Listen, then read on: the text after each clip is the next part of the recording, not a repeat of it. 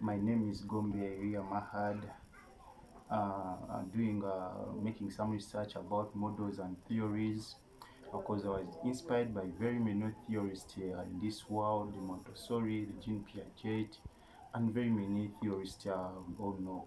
Basically, I came up with my model called the Mahadet moral model, teaching about morals in children. Because basic ECD centers, the child care centers, have been facing very many difficulties in grooming children in their morals. So I came out with the Mahadet moral model that basically provides what we call a comprehensive approach to integrating moral education with overall development in early childhood care and education. And this is a very good idea because when you look at it, it really fosters and it is fostering well-rounded individuals who are aware of their impact on others. So this moral model, it has very many components. The components I have are what you call the moral awareness in children, how to create moral awareness. So when we look at moral awareness, we all know what morals are. Moral awareness, we have to introduce children to basic moral concepts, e.g. the fair and being fair to each other, being kind to each other, what we call honesty. And this we can briefly and simply implement these through what we call the storytelling, telling children stories about how to act morally good, role playing, and discussion. And this will be very good. And how to influence moral awareness in children. Moral awareness in children can be influenced by various factors. Uh, One of the factors you can consider while influencing moral awareness in these little ones, what we call parental guidance. Parental guidance, basically, you have to look at the parent. Basically, the parent demonstrates, acts as a demonstrator, acts as the person who motivates a child. So the parent demonstrates ethical behavior and discussing moral dilemmas that can enhance the awareness of a child in a certain moral or behavior. Uh, this parent acting and demonstrating to his or her child, the child will grow knowing that, oh, my parent used to behave like this, my parent used to act like this, and this greatly impacts on children how they morally behave in the environment when they are with other peers and so other factors. What we call open discussions. Open discussions, and basically we engage children in conversations about what is right and what is wrong. But don't forget you're looking about what we call the moral behavior or the moral model. So you have to engage conversations with these young children, and you have to teach them that this is wrong and this is right. It is very wrong to disrespect your parents, and you have to be kind, you have to be honest, you have to be gentle, and you have to basically act very well when you are with other peers, when you're with your parents. So one other factor, we have what we call education. This education system greatly influences the child's moral behavior. Why and how? Because the curriculum in schools that incorporate ethics and social responsibility into their programs, which foster moral reasoning. There are some schools with very nice curriculum, and others that having rigid curriculums, and the curriculum they don't favor childish behavior. So it is very good to set up a curriculum in a school that incorporates some ethics of social responsibility to a child. And we have what we call peer influence at another point. Peer influence, back then we all had our childhood peers. We had and right now we have our peers that we move with. Basically, these peers influence us a lot in our morals and behaviors. When you look at peer influence, when these children interact with their peers, they can shape moral values according to the peers that they are interacting with. You may find that your child is interacting with a very, very bad peer. definitely it will be absurd, and your child will start behaving in a very bad way. So when your child engages and acts with good peers, the child will be very responsible. So peers influence moral values in a child. We have what we call the positive friendship that can reinforce ethical behavior, while negative influence can change it. These group activities, we have what we call group activities in these peers. So, cooperative and team support can basically uh, create what we call empathy and respect for others, and that is one of the good characteristics of a child with good moral behavior. Basically, we have another point that is about the community engagement. Basically, our morals right now, uh, factors of where we came from, the community that we are engaging with. In community engagement, we have what volunteering. Being volunteering, you carry out voluntary activities. So we have what we call participation in community service that exposes children to diverse situations, and which when the child gets exposed to these different situations, there's development of what we call empathy and social responsibility, and that is it influences moral development in children. We have what we call cultural experiences. Children should engage with different cultures and traditions, and to understand different morals. How does this culture behave when I'm interacting with somebody from another culture? How do I, how should I morally behave myself? What should I do and what should not I have to do? Or what is right and what is wrong? My other point is we have what we call the real life scenarios. Discussing real world examples of moral dilemmas can make ethical considerations more tangible. It is very good to discuss real life sessions. So basically, my model it also has some tips for parents and educators. These tips are very good for the parents and educators. Uh, Parents and teachers, my fellow teacher trainees, we should try to engage what we call engage in questioning these children. Why? Because it will foster a safe environment for children to ask also questions about morality. Because when you're having, for example, when you go into a class, when your class is not really so interactive, the class is bored, you're bored, the children are also gonna get bored. So you have to basically interact, you have to ask questions, and the child will be like, oh wow, I feel like it's good to interact with my teacher. So in the process of interaction, and the child will basically ask some questions about moral. Be patient. We should try to, another tip is try to be patient. Basically, in moral awareness and development over time develops over time. The way you used to behave when you're young is not the way you're behaving right now. So we have to try to be patient, my dear parents and teacher trainees. We should try to be patient. We're trying to groom these children in very good moral behavior. So, what does patience provide? It provides ongoing support and guidance. Ongoing support and guidance. It is ongoing, so you should be patient. What you have to do is to impact good morals in this child, and you be patient. Well, with time, the child will be like, oh, mom told me this and this. Dad told me this and this. My teacher taught me this and this, and it is really really very good. We have what is the praise ethical behavior.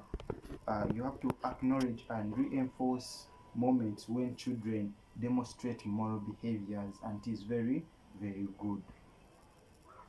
We have to when my model talks about uh, combining these approaches, parents and educators can significantly enhance a child's moral awareness and help them develop into develop into responsible individuals, and which is very very very good. Because when you look, we have what we call emotional intelligence. And we should try to teach these children to have emotional intelligence than the IQ. So this emotional intelligence uh, encourages recognition and expression for emotions.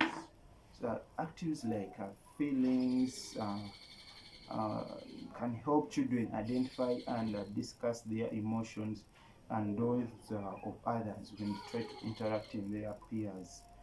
Leaving alone emotional intelligence, we have what we call social skill development. Social skill development is a very, very good idea.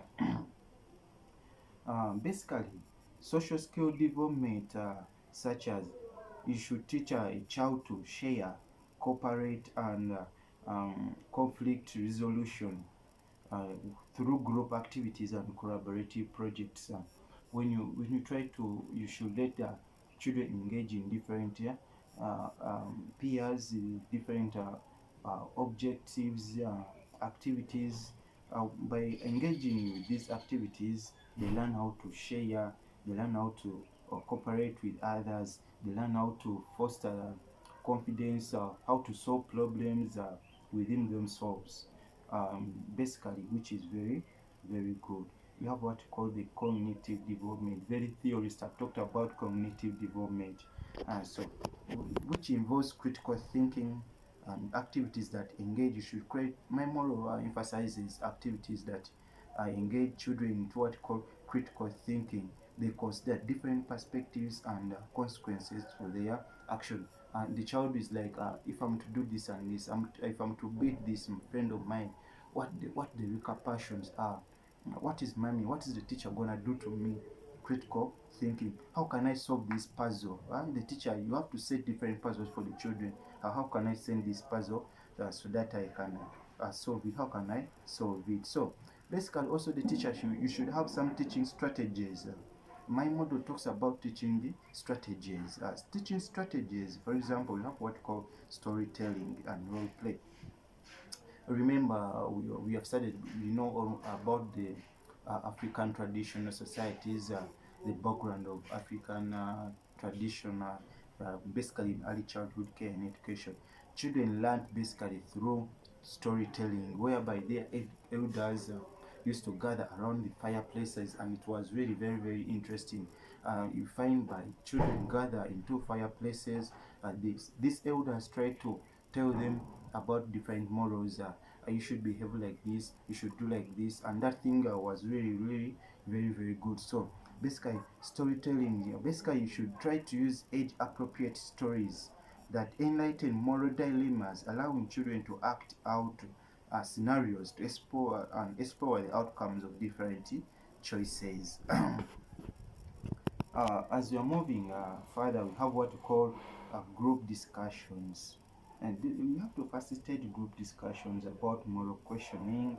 When you engage in group discussions, we should try to discuss about morals, give questions about morals, engaging children to encouraging children to express their views and to listen to others.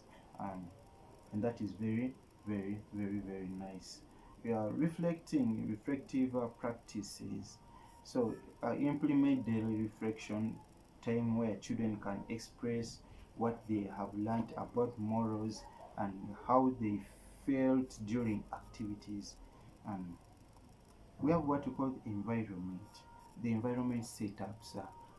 Teachers and my fellow parents, we should try to create a very grooming environment for our children in terms of, if you want your child to build very, very good morals, we should try to set up a very, very good environment, because the environment is one of the key factors. As the cell, we find the environment as a second teacher in child development. So environment, basically we have moral learning spaces. My model emphasizes moral learning spaces.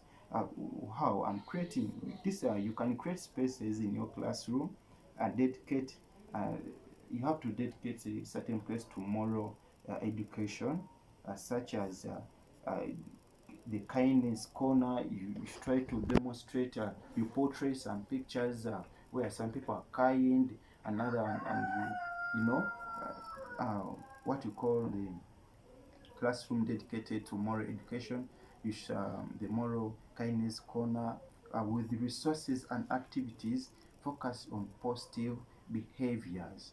And remember, children, what are learned through observation. If they try to look at this picture, really the person in the picture is very kind to the other. Automatically, they try to ask some questions. Oh, a teacher, what is this one doing? Oh, why is so down to earth? And through asking questions, and the teacher's reply will be always you should try to be kind to your friend, you should try to put yourself down to earth, you should not be over others. And that's all fostering moral behavior development in children. And basically you have what you call the visual aids. Use pointers to charts. Remember, these children are very little, you should try to use pointers and charts uh, to depict moral values and ethical expressions, making them visible reminders for children. When you look at my models, my model, the Mahadet moral model, it talks about what we call the assessment and reflection methods, how to assess children. Basically, some teachers don't know how to assess children in these lower levels. You can find a teacher in teaching students or children in kinder one, and the teacher is really giving a very hard test, a very hard questionnaire to children, very hard homework. Please, you should try to learn what we call the assessment methods for these young children. Basically, in my model, we have what we call observational checklists. Teachers, we should try to use observational checklists to observe and document children's interactions and understanding for moral concepts over time. We should try to document. We have the child journals. Child journals basically to encourage children to keep journals where they have draw and write about their thoughts on moral lessons. Remember, these children have a great mind. You have the parental involvement. Basically, one of the challenges we have been facing these centers, yeah, you might find a center that is really don't involve parents and community to the school. We should try to involve parental involvement. You should consider parental involvement as one of the assessment methods. Whenever you're giving a homework whenever you're taking back the child to the parent, you should try to encourage the parent to reflect on how the child is behaving, how the child is improving. Is the child improving in the activities, language skills, writing skills? The teachers should have to lament and give clear clarifications about their children's moral improvement. So, involve parents by sharing insights and strategies for reinforcing moral education at home, creating a constant learning environment. Basically, in everything we start, it has what we call outcomes. So, in my outcomes are enhanced moral reasoning to enhance moral reasoning. By the end of this model, when you are trying to subject this model to children, there's what you call moral reasoning. Children should develop deeper, clear understanding of moral concepts and are better equipped to make ethical decisions.